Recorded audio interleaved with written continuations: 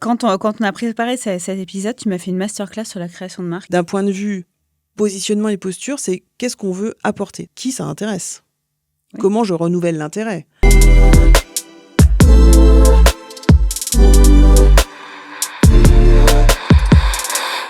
Quand on a préparé cet épisode, tu m'as fait une masterclass sur la création de marque. Je te propose de le partager avec les auditeurs parce que vraiment, c'est le moment où il faut prendre le stylo. Hein. C'est extrêmement intéressant et c'est surtout que ce qu'on s'était dit finalement, c'est que c'est exactement la même chose quand on se crée une marque personnelle. Donc, il y a 8 étapes. Je te propose je te nomme les étapes et puis toi, tu développes. Parfait. Alors, la première étape, c'est la vision. Ouais, alors la vision, donc quand on veut créer une marque, déjà, il faut savoir ce qu'on a envie d'apporter. Alors, quand on est très aspirationnel, on va parler de qu'est-ce que je veux apporter au monde. Voilà, on est vraiment à une dimension qui dépasse l'opérationnel, c'est de se dire qu'est-ce que je veux, moi, finalement, changer ou apporter. Et c'est ce qui va être un indicateur fort de ma différenciation. Donc dans les exemples, on pourrait dire je veux apporter au monde quelque chose qui a un impact positif dans le quotidien. Dans le quotidien, un produit très quotidien. À l'inverse, on pourrait aussi dire je veux finalement transmettre un héritage, quelles que soient les étapes de la vie, de ma vie, ou de la vie de ma famille, ou de ma vie professionnelle. Et bien là, on voit bien déjà qu'on ne va pas du tout sur le même territoire. Quand on parle d'héritage versus le quotidien, on ne va pas délivrer la même chose. Et on peut le transposer, que ce soit du digital, ou que ce soit des produits goods ou autres, ou du service. Donc ça, c'est la première chose, c'est d'un point de vue positionnement et posture, c'est qu'est-ce qu'on veut apporter. Donc c'est effectivement la vision de la marque. Alors, en deuxième point, c'est à qui on veut l'apporter. Donc, la deuxième chose, c'est effectivement de cibler un marché. On parlait tout à l'heure des communautés ou de l'écosystème, des interactions. Si on n'a pas quelqu'un en tête, que ce soit un persona, un consommateur idéal, si on ne l'a pas en tête, on va créer pour tout le monde et personne. Donc, de toute façon, ça n'ira jamais. C'est-à-dire que ça sera à la fois trop large, donc personne ne se reconnaîtra, et pas du tout focus. Donc, le message ne touchera personne. Donc, la deuxième chose, effectivement, c'est d'établir le qui. Et dans ce qui, il y a un outil qu'on utilise qui s'appelle la plateforme de marque, qui est en fait un précepte qui permet de venir poser les valeurs, le qui, la mission, la vision. Donc, c'est vraiment un document qui est qui pose un ADN et un pilier très fort, mais avec un gros sujet autour qui est vraiment le qui, en fait, à qui je m'adresse. Et si on n'a pas déjà cette réponse-là, c'est quand même compliqué derrière d'être hyper aligné quand on ne sait pas en vision très macro à qui on veut s'adresser. Ensuite, il y a comment je vais l'effectuer. Alors, le comment, il peut se traduire de différentes façons, mais globalement, on va très vite arriver sur le produit. C'est-à-dire que c'est quelle solution on va apporter pour résoudre ou accompagner cette vision. Et du coup, apporter de la valeur à la cible qu'on a définie. Et c'est vrai que sur le comment, donc souvent, il y a cette notion d'offre qui va être très vite associée à une notion de comment je pousse mon offre ou comment je la mets à disposition de mon audience, de ma cible, de mon marché. Donc là, on va se parler de distribution. Est-ce que on va passer sur du digital? Est-ce que c'est de la valorisation sur Instagram si c'est très visuel ou alors est-ce que c'est LinkedIn ou est-ce que c'est un site web ou est-ce que j'ai des revendeurs? Donc le comment on va commercialiser, ça fait partie du comment. Donc il y a vraiment cette notion d'offre. Et il y a la notion de la commercialisation. Et à chaque fois, on va se poser la question, est-ce que c'est bien cohérent avec ce que j'ai dit juste avant? Parce que on va aussi parler du packaging de l'offre. On va se dire comment je fais pour le clarifier. Et dans les mots qu'on va choisir ou dans le visuel, si c'était un produit de grande consommation, on va pas mettre la même chose. Si j'ai un packaging très noir, très luxe, je vais envoyer dans un univers qui est pas le même que si j'ai quelque chose de très play school, de très coloré et ludique. Donc, on va vraiment associer, une fois qu'on a défini notre vision, nos cibles avec notre plateforme de marque, on va vraiment réfléchir à ce que le comment soit très aligné avec ce qu'on a décidé juste avant. Et donc, c'est la même chose quand tu crées ta marque personnelle, tu crées ton profil, par Exactement. exemple, LinkedIn. C'est aussi tes couleurs. Tes marqueurs. Tes marqueurs. C'est ça. Et donc, on va appeler ça, par exemple, une plateforme aussi de univers graphique. Et ça rejoint ce que tu disais, c'est qu'effectivement, on va utiliser des codes qui sont reconnaissables et qui positionnent sa marque personnelle pour voilà, mettre les personnes de façon le plus simplement possible, visible et reconnaissable. Et alors, il y a aussi des extensions, des suites logiques, les partenariats, les saisonnalités. Ça va aussi avec ce point de comment on peut le mettre en place. On le fait connaître et comment on le met en place. Ouais. Ensuite, il y a la partie déclinaison liée à la représentation de la marque. Comment je concrétise cette marque. Donc, c'est vrai que si on reste juste sur une dimension très, très haute, on va avoir une approche assez macro. Là, l'objectif, c'est de se remettre dans l'opérationnel terrain et de se dire il y a forcément une notion d'agenda, de rythme qui va permettre de venir exprimer les différentes facettes. Parce qu'on va peut-être pas dire la même chose à des moments donnés, quand je suis en entrée de saison ou quand je suis en train de finir mon quarter pour finir mes chiffres d'affaires, ou si je suis dans des moments forts comme les fêtes de fin d'année. On va avoir des postures différentes. Donc la notion de l'agenda, elle va aussi impacter effectivement le comment en fait. Qu'est-ce que je mets en avant et comment je le valorise. Donc la marque, elle n'est pas uniforme dans le temps. Si on la prend en fait sur une timeline, on va voir qu'en fait elle prend différentes facettes pour vivre en fait, pour ne pas être juste aseptisée, mais vraiment pour donner en fait des moments un peu plus hauts, un peu plus bas. Voilà, et c'est ce qui va faire qu'aussi on la rend vivante. Est-ce que ça veut dire que si on remonte au niveau de la vision, il faut d'ores et déjà savoir comment elle vit, s'il y a de la saisonnalité, etc. Enfin, en tout cas, l'envisager pour se dire que c'est quand même un produit qui va pouvoir vivre tout le temps et qui sera ponctué de moments plus forts. Ouais. Alors, je pense qu'en réalité, quand on crée vraiment, on a quelques points phares. Ouais. Des moments phares. Alors, le produit phare, déjà, ça c'est on revient au corps. Le produit phare, il est hyper important parce qu'il faut qu'on puisse, en réfléchissant à la marque, avoir un produit emblématique. Si on dit Apple, on pense à de l'iPhone. Donc, ce produit phare, c'est un peu comme ça qu'on commence l'histoire. Mais c'est vrai que, donc ce que je veux dire, c'est qu'on ne pense pas tout de suite forcément dans la vision à se dire, là, attends, qu'est-ce que je ferais dans 6 mois, et puis à cette étape de l'année. Par contre, naturellement, quand on le vit, on dit qu'il faut répéter les messages. Mais c'est vrai que quand on répète toujours le même message, à un moment donné, on se dit, mais qui ça intéresse ? Comment je renouvelle l'intérêt ? Si mon produit phare, c'est ça, que mon offre, c'est ça, que ma cible, c'est ça. Alors, effectivement, on peut angler les messages. Et on va trouver à raconter une histoire. Mais à un moment donné, ce qui est intéressant, c'est justement de remettre une temporalité pour venir raconter l'histoire de façon hyper contextuelle. Hyper contextuelle. Donc, si je suis sur la rentrée scolaire, on sait qu'il y a un redémarrage, qu'il faut redonner une dynamique. Peut-être qu'on va aller chercher un partenariat avec une marque qui est très forte sur cette période-là. Sinon, c'est un peu moins notre moment phare.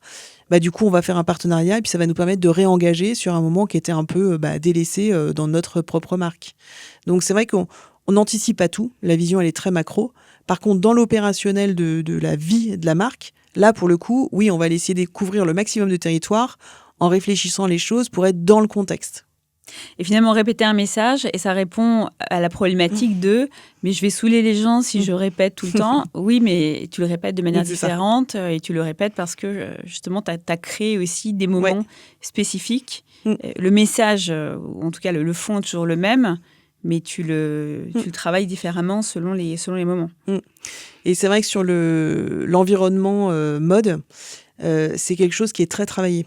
Parce que évidemment, là, déjà, il y a la saisonnalité, bon, ça, d'accord, mais il y a aussi tous les partenariats. C'est-à-dire qu'en fait, si on fait un partenariat entre une marque et un créateur africain, par exemple, qui a vraiment ce savoir-faire d'avoir des textiles très marqués, très imprimés, en fait, ça va tout de suite raconter une histoire qui est très impactante. C'est ce qu'on appelle, et ce que les anglo-saxons appellent le merchandising de l'offre. Ça, en fait, on peut le reproduire sur sa marque personnelle. On peut venir, en fait, merchandiser, venir donner une autre façon de lire son actualité et son offre à des moments donnés, en s'associant, en faisant des focus sur des périodes données. Donc, il y a plein de façons de le faire, mais pour que vraiment, ça ne reste pas une marque corporate, finalement, où on est juste... en fait, avec toujours le même discours. Voilà, on peut vraiment lui donner des couleurs au sens propre et au sens figuré pour le coup. Mais ouais, c'est ça, qui est une vibration aussi. Exactement, parce que du coup, tu es sur le planning. Tu es vraiment dans cette notion de temporalité. Donc, les partenariats, ça sert à donner des focus et des insights avec des histoires différentes. La temporalité, elle permet vraiment d'être dans le momentum du client. Et en fait, au mois de janvier-février, c'est peut-être pas exactement le même momentum que quand on est sur la rentrée ou sur un mois d'hiver. Pour des questions si je prends par exemple une marque qui vend en B2B, on sait qu'il y a des cycles de vente parce qu'il y a des décisions d'achat dans l'entreprise. Donc, en fait, en janvier-février, on va être plutôt dans la mise en œuvre des deals qui se seront signés fin d'année. En septembre, on va commencer à préparer tous les deals qui vont se faire au fur et à mesure et les décisions qui vont se prendre en octobre, novembre avec des budgets numéro 1, puis des budgets révisés chez les acheteurs. Donc voilà, cette saisonnalité, le fait de le penser et de rythmer par rapport aux clients, ça permet de donner, encore une fois, une autre façon d'approcher son offre et de l'expliquer. Et du coup, peut-être qu'on va, en septembre-octobre, parler de l'offre en parlant presque quasiment directement aux acheteurs, en disant, voilà, maintenant, si on se parle aujourd'hui, ça va vous permettre de faire tel et tel choix à tel moment. Donc finalement, on essaye vraiment, toujours par rapport à sa cible, de créer un momentum par rapport à leur temporalité. Et ça crée aussi beaucoup d'efficacité. Et c'est là où arrive justement le 7e point, qui est la donnée consommateur. Oui. Avec deux niveaux qui sont l'intention ou l'engagement, donc des signaux faibles, et aussi les signaux forts. Signaux forts, je pense que tout le monde le connaît, même si quand on le dit comme ça, on se dit oui, qu'est-ce que c'est le signal fort après, à ce moment-là, quand le client s'engage. En fait, c'est le chiffre d'affaires. Oui, le plus fort des signaux, le plus fort des signaux, c'est le chiffre d'affaires. Et je trouve que c'est toujours intéressant de le voir aussi comme ça. C'est là, il n'y a plus d'équivoque. Quand il y a un chiffre d'affaires, c'est que le client s'est engagé, il a signé, on s'est mis d'accord. Et en fait, aujourd'hui, la grosse problématique sur des cycles de vente qui sont longs, moyens ou longs, c'est le moment entre j'ai eu des échanges et je vais en fait commencer à partager une offre, et le moment où en fait il va y avoir vraiment ce moment de ok, c'est bon, je signe et on va avoir un chiffre d'affaires. Et dans ce moment-là, effectivement, c'est ce que tu disais, il y a plusieurs données qui permettent d'avoir une lecture qui est hyper intéressante. En réalité, il y en a 3. D'une part, il y a l'influence, c'est comment les interactions entre les différentes parties prenantes alors ça peut être dans l'entreprise, mais ça peut être aussi dans l'écosystème, parce qu'il peut y avoir des partenaires qui viennent interagir avec l'acheteur pour se dire comment je fais pour avancer. Donc, il y a cette notion de partie prenante qui est hyper importante aujourd'hui et qui fait que l'influence, qui est mon influenceur, qui est celui qui va pouvoir relayer, reparler de mon offre. Le champion. Et ça, quand on sait le détecter, c'est clé. Donc le champion, les interactions et l'influence, c'est clé. Le deuxième, c'est effectivement l'intention. C'est-à-dire est-ce qu'il y a vraiment le moment de l'intention, il est quand ? Parce qu'en fait, aujourd'hui, ce qu'on voit, c'est sur le marché, c'est que, encore une fois, sur des offres qui sont à valeur ajoutée, entre le moment où on envoie une offre et le moment où il y a vraiment un engagement, une signature, un signal fort, il y a beaucoup de temps mort, en fait, où on n'a pas d'informations. L'intention, c'est ce moment où, en fait, il y a vraiment une interaction avec les contenus, avec les offres. Et là, ça permet déjà de comprendre s'il y a une vraie intention. Parce que ce que me disent souvent les équipes, c'est que de toute façon, si l'offre n'est pas ouverte, déjà, on sait qu'il n'y a pas d'intention. Voilà, il n'y a pas d'intention et c'est assez simple. Et la troisième donnée, c'est la donnée d'engagement. C'est vraiment de comprendre les points d'intérêt. Parce que finalement, quand on crée ces offres, encore une fois, parce qu'on a eu la vision, parce qu'on a fait tout ce travail, on le fait pour servir sur un sujet donné. Mais en fait, on va voir en regardant l'engagement réel des clients, leurs points d'intérêt. Et en fait, en voyant ça, on va voir si c'était l'offre, par exemple, core business, l'offre qu'on a vraiment pensée au début comme étant l'offre phare, ou si finalement c'est une offre autre que je n'ai pas forcément décelée complètement, qui est le point d'intérêt focus de mon interlocuteur, de mon client. Donc, dans la marque et dans ce moment d'interaction, c'est hyper important. Ces signaux faibles, ils permettent d'avoir une clé de lecture très claire.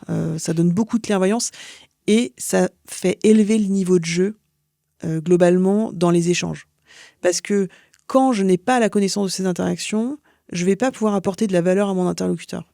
Je vais globalement lui dire, voilà, je pense que suite à notre dernier échange, c'est ça qui t'intéresse, mais en réalité, où est-ce que tu en es ? Et le fait d'avoir ces informations, en fait, on peut arriver en lui apportant de la valeur, en disant, c'est ce que je te disais tout à l'heure, par exemple, si j'arrive avec une étude, un chiffre, en disant, il est en train de se passer ça sur le marché, je voudrais vraiment vous le communiquer, parce que je pense que ça peut vous aider dans votre réflexion. Je le fais parce que je sais qu'il y a eu de l'intérêt sur ce type de propos. Ça a beaucoup plus de poids. Ça s'appelle les high touch. Comment on crée un moment de d'échange, un point de contact qui soit vraiment à haute valeur ajoutée, ça crée beaucoup plus d'impact que de dire voilà, est-ce que vous en êtes où? Est-ce que je peux vous aider avec quelque chose de beaucoup plus, de moins engagé? Parce qu'en fait, on n'a pas la vision, on ne sait pas. Ouais. Donc ces données-là, elles sont importantes pour créer des interactions à valeur ajoutée.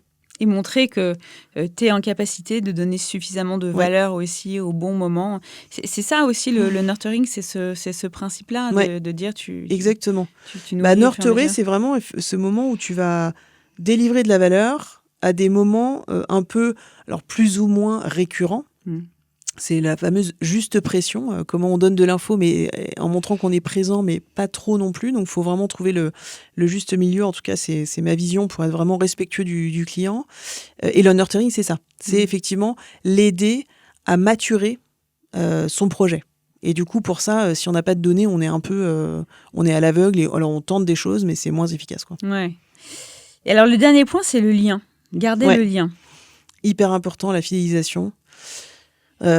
Si on se remet à l'échelon numéro 1, la marque, une marque qui est one shot, ça veut dire qu'en fait, tout le travail qu'on fait d'acquisition et de positionnement, on se dit qu'en fait, c'est juste court terme.